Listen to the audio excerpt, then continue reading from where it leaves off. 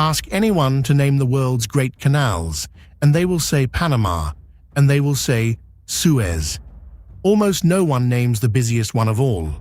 It is not in the tropics, and it does not join distant oceans. It runs for barely 60 miles across the flat grey neck of northern Germany, and more ships pass through it than through Panama and Suez combined.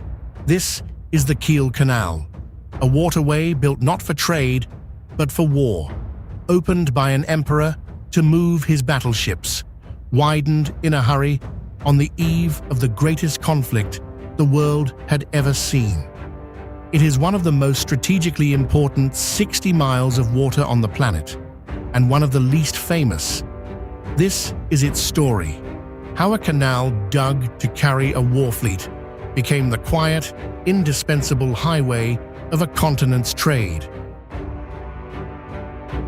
The problem it solved is written on any map of Northern Europe. There, the Jutland Peninsula, Denmark, juts up like a thumb between two seas, the North Sea on one side, the Baltic on the other. For a ship, those two seas are worlds apart. To get from one to the other, a vessel had to sail all the way up the length of Denmark, round its northern tip at the Skagen, and back down through a maze of narrow, crowded, storm-prone straits controlled by foreign powers. It was hundreds of miles out of the way, and dangerous every mile. Yet at the base of that peninsula, the two seas came within a few dozen miles of each other, separated only by low, flat farmland. A canal cut straight across that neck would save a fortune in time, in fuel, and in risk. The prize was obvious. The question was, who would pay to dig it, and why? It had in fact been tried before. Back in 1784, engineers had opened a modest waterway called the Eider Canal, which used the winding Eider River to link the Baltic at Kiel to the North Sea. For its day, it was a fine piece of work, but it was small, narrow, shallow, and twisting, built for little wooden sailing ships in the age before steam.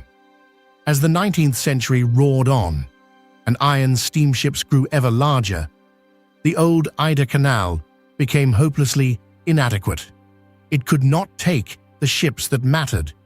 If the crossing was to be truly useful for commerce and for something far more important, it would have to be built again, from scratch, on a giant scale.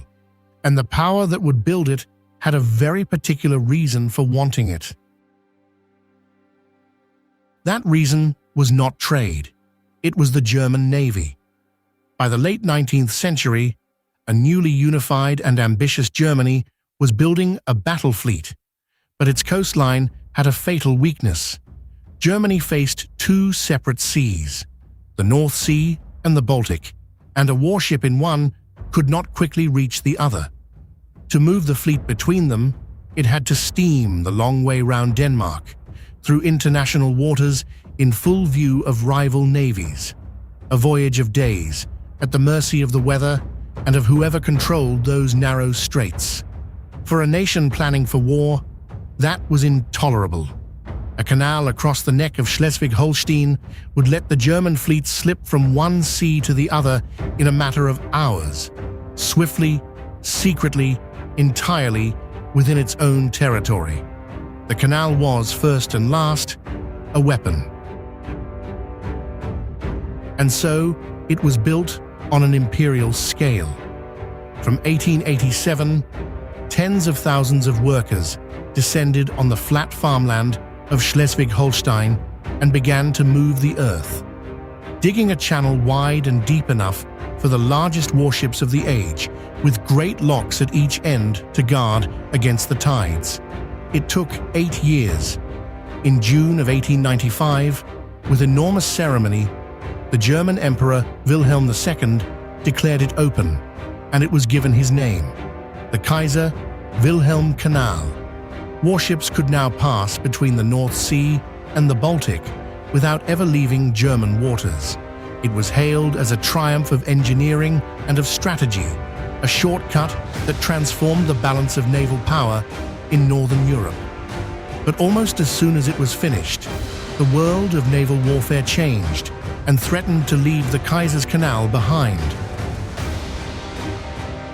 The thing that changed everything was a single ship.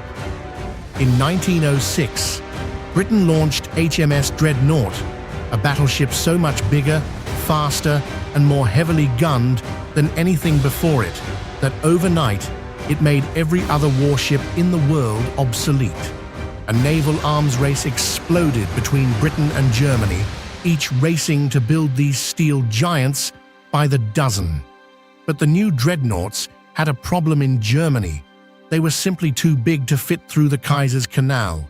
The strategic shortcut, barely a decade old, was suddenly useless for the very ships that now mattered most. Germany had only one choice.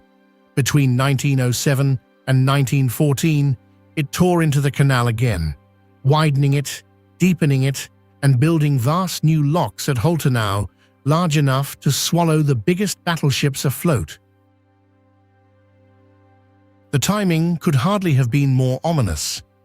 The enlarged canal, with its enormous new locks, was completed and ceremonially reopened in the summer of 1914.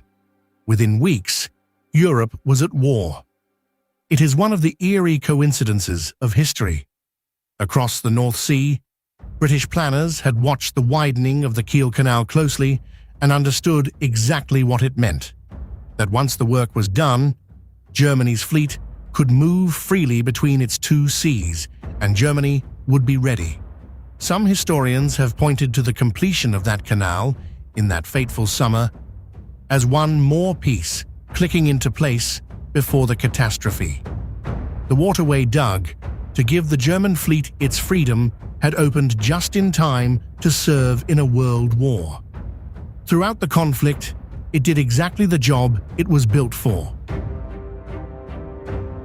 Germany lost that war, and the victors did not forget what the canal was for.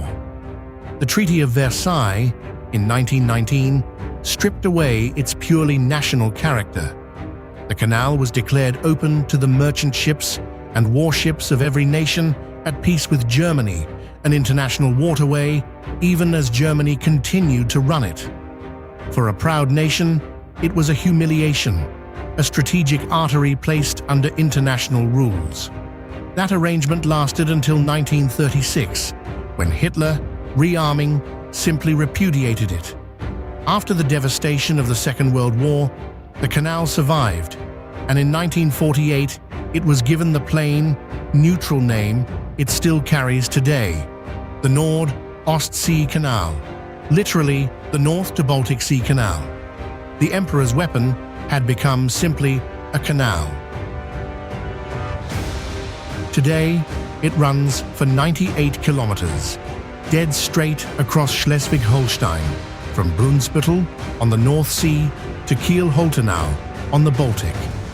At each end stand the locks, and they are essential, because the two seas are not the same height moment to moment. The North Sea heaves up and down with great tides. The Baltic barely has a tide at all. The locks hold the canal itself at a calm, steady level in between, letting ships pass from a tidal sea to a tideless one without being tossed about. High above the water soar great bridges, so tall that ships pass beneath without stopping. At the town of Rendsburg, a famous gondola hangs from the railway bridge and ferries cars and people across, gliding through the air above the passing ships. End to end, the canal saves a vessel around 250 nautical miles compared to the long haul around Denmark. And it has never been busier. Around 30,000 ships pass through the Kiel Canal every year. By that count, more than the Panama and Suez canals put together, which makes this modest northern channel the busiest artificial waterway on Earth. Its age is beginning to show. The locks at Brunsbüttel, more than a century old, are being rebuilt with vast new chambers, an urgent project that has run years behind schedule, because the whole trade of a region now leans on this single ditch. It is a strange and quiet fate for such a place. A canal conceived by an emperor as an instrument of war, opened with fanfare and battleships, widened in a race toward catastrophe, has ended its story as something humble and vital, a plain grey highway of peaceful commerce, and the busiest, least celebrated of all the world's great canals.